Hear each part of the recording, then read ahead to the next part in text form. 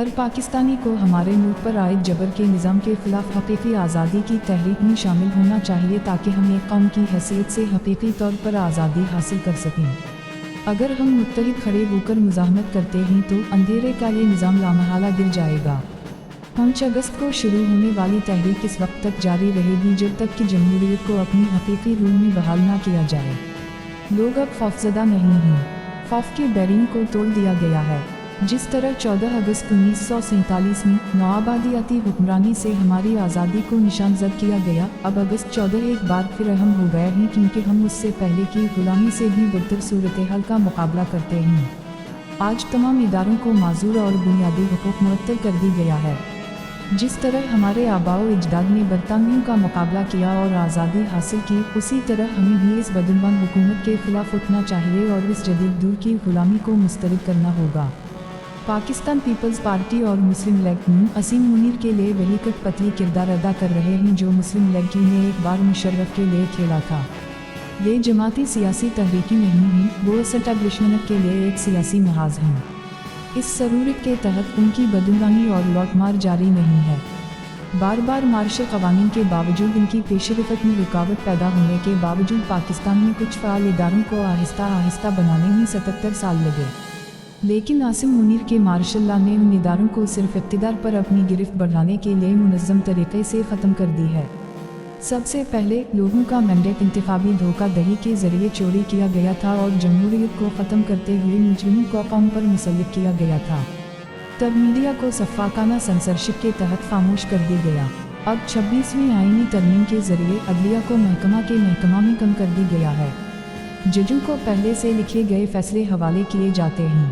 وہ خود اعتراف کرتے ہیں کہ ان کا کوئی حقیقی اختیار نہیں ہے، وہ صرف اس پر دستخط کرتے ہیں جو انہیں دیا گیا ہے۔ عدلیہ آج مکمل طور پر مفلوج ہے۔ کینیگارو عدالتیں چل رہی ہیں، قانون کو ٹکڑے ٹکڑے کر رہی ہیں۔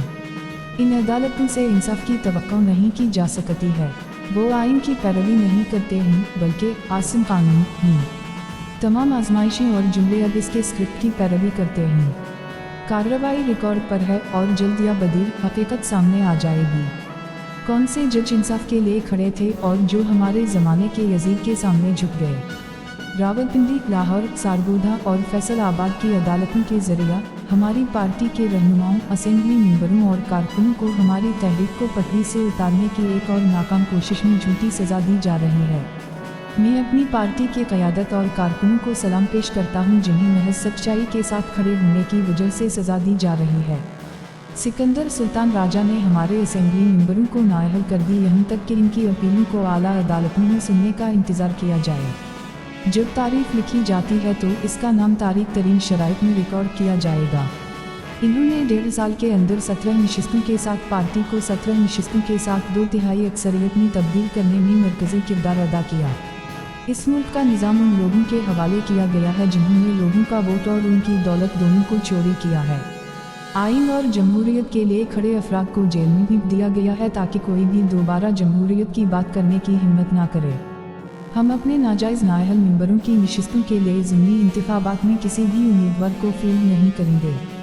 یہ افراد انتہائی چیلنجوں کے باوجود پریس ٹرسٹ آف انڈیا کے ساتھ مضبوطی سے کھڑے ہیں، لہٰذا پارٹی ان ضمنی انتخابات کا مکمل طور پر بائیکاٹ کرے گی۔ میں علی امین گنت پور کو ایک واضح پیغام بھیجتا ہوں، قبائلی علاقوں سمیت خیبر پختونخوا میں کسی اور فوجی آپریشن کی اجازت نہیں دی جانی چاہیے۔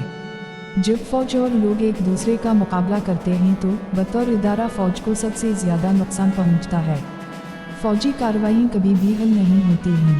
مقامی روایات کے مطابق معاملات کو مکالمہ کے ذریعے حل کرنا چاہیے۔ افغانستان ہمارا مسلمان پڑوسی ہے، ان کے ساتھ تعلقات کو بہتر بنانا ہوگا اور تمام معاملات کو بحث کے ذریعے حل کیا جانا چاہیے۔